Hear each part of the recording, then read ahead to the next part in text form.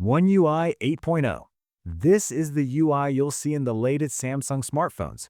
Look, Samsung has always been the kid in class who brings a 64-pack of crayons when everyone else has a pencil. It's a lot. But with version 8.0, they've finally learned how to stay inside the lines. First up, the lock screen clock has gained a soul. It now intelligently scoots out of the way so it doesn't block your dog's face in your wallpaper.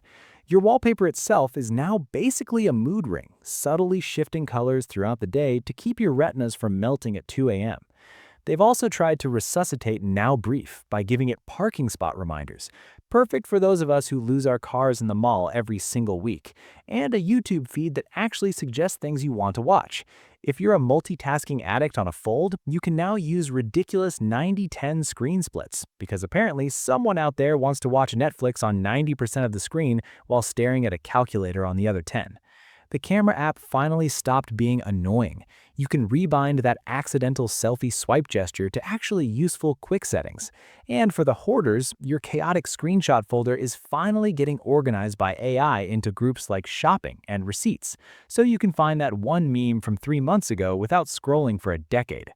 Files are easier to find by source, Quick Share got a facelift, and the Calendar and Reminders app finally stopped fighting and started working together with a simple drag and drop. It's like the UI finally went to therapy and came back organized. Let's talk about the good. It's the ultimate power user playground. If you want a feature, it's in here somewhere. It's polished, it's productive, and it finally feels like the software is as premium as the $1,200 hardware. The bad? It's still a lot of stuff. If you like the simplicity of a Pixel, this will feel like walking into the cockpit of a Boeing 747. Also, some of these innovations feel suspiciously like they were borrowed from Apple's homework. Overall, it's the best version of the everything phone. Just don't get lost in the settings menu or we might never see you again. HyperOS 3.0. This is the UI you'll see in the latest Xiaomi smartphones. Xiaomi has basically decided to stop being inspired by Apple and just move into their guest room. This update is a massive gamble that could either make Xiaomi the global king or break their entire vision by the time the next flagship drops. The biggest wait what feature is the new interconnectivity. Xiaomi didn't just build a garden, they built a bridge straight into Tim Cook's backyard. You can now download a dedicated app on an iPhone, iPad, or even a decade-old MacBook, and suddenly your Xiaomi phone acts like it was born in Cupertino. We're talking AirDrop-style file sharing, screen mirroring that actually works, and dragging files from a Mac directly onto your phone. It's a genius move to lure Apple users over, but if you're on Windows, you're still stuck with the "it's okay, I guess" Microsoft Phone Link experience. Visually, the UI is going all in on liquid glass. The animations are exceptionally smooth, like distractingly smooth. And the new Hyper Island is exactly what you think it is, a pill-shaped copy of the dynamic island that tracks your pizza delivery and live activities. You get a new all-in-one wallpaper editor with depth effects, though the new control center buttons are now blinding white to ensure you're fully awake during late-night scrolling. The camera's got that Leica-branded cleanup to fix HDR issues, and the Gallery app is now modernized, which is code for "we hid the erase button in a menu called Create," because apparently deleting things is now a creative act. The good? It's the ultimate Apple ecosystem without the Apple handcuffs. The animations are flagship grade, and the interconnectivity is genuinely next level for anyone already using a Mac or iPad. The bad? It has a massive identity crisis. One minute, it's a premium iPhone clone. The next, you're looking at a widget section that looks like a sketchy 2012 adware site. Overall, it's a bold, slightly chaotic attempt to be more Apple than Apple. It's not perfect, but for the first time, an iPhone user might actually feel at home here. Pixel UI. Google has officially doubled down on making your phone magical, though it still feels like they're figuring out the trick while performing it on stage. It is the ultimate proactive experience.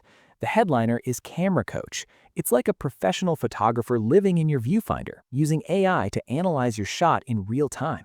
It doesn't just suggest angles, it literally generates AI poses on the people in your frame to inspire you. It's basically a backseat driver for your creativity.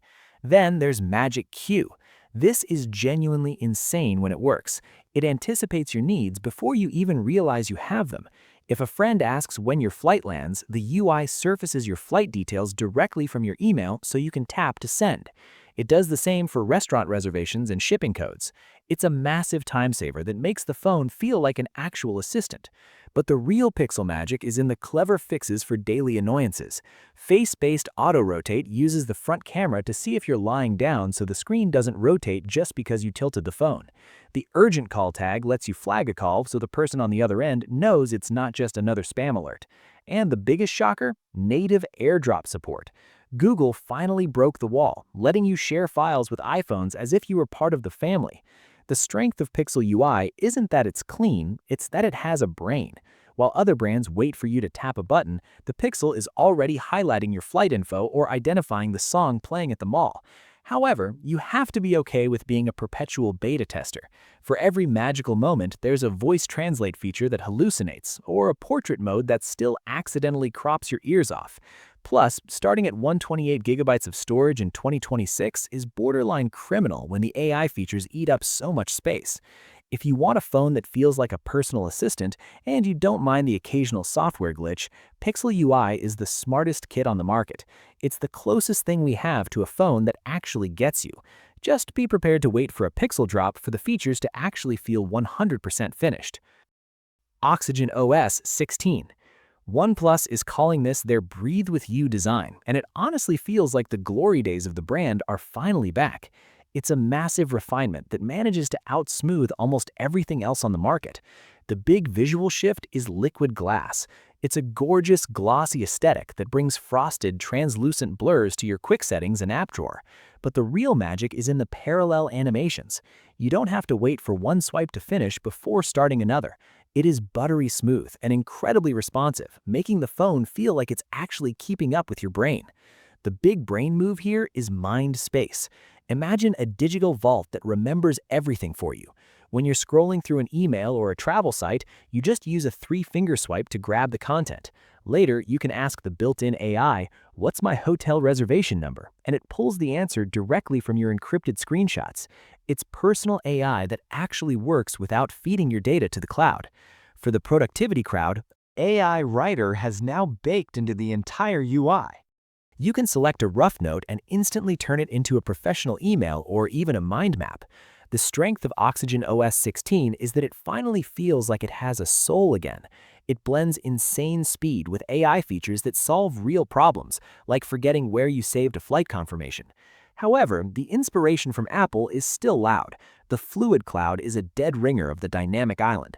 It's a feature-heavy skin, and while it's lightning fast now, the real test will be how it handles the bloat a year down the road.